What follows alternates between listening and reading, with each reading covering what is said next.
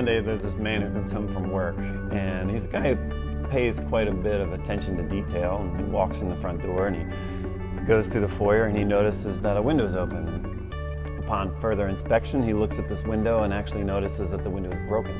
And he sees shards of glass on the floor, he sees a ball over in the corner, and he picks it up and he wonders, why did someone throw a ball through my window? And just for the sake of the story, let's assume he has a CSI friend.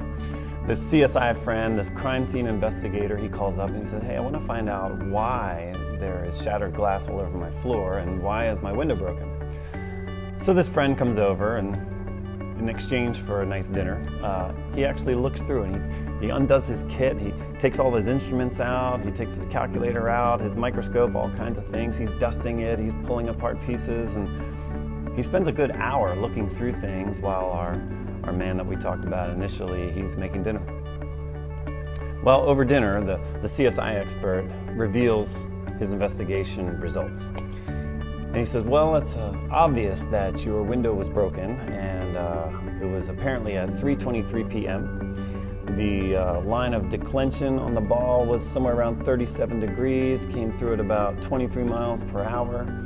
I inspected dead bugs in the area who indicate to me that it was done with a slight amount of force from the east-northeast. And he goes through all of these very minute details on how the ball came through the window and writes up a good 2 pages of information.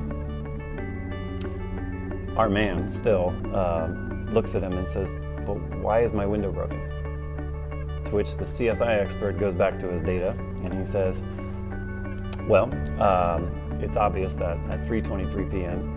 that a ball came through at 30-something degrees. He goes on and all he can do is repeat the data. To which our man says, but I don't want to know that. I want to know why my window is broken. Finally, the CSI expert looks at him and says, I don't know why. I can tell you what happened, but I can't tell you why. Well, they continue on with their niceties. They finish up dinner and he thanks him for coming over and giving him a data sheet, 2 data sheets of information on what happened, but he's really no closer to the truth.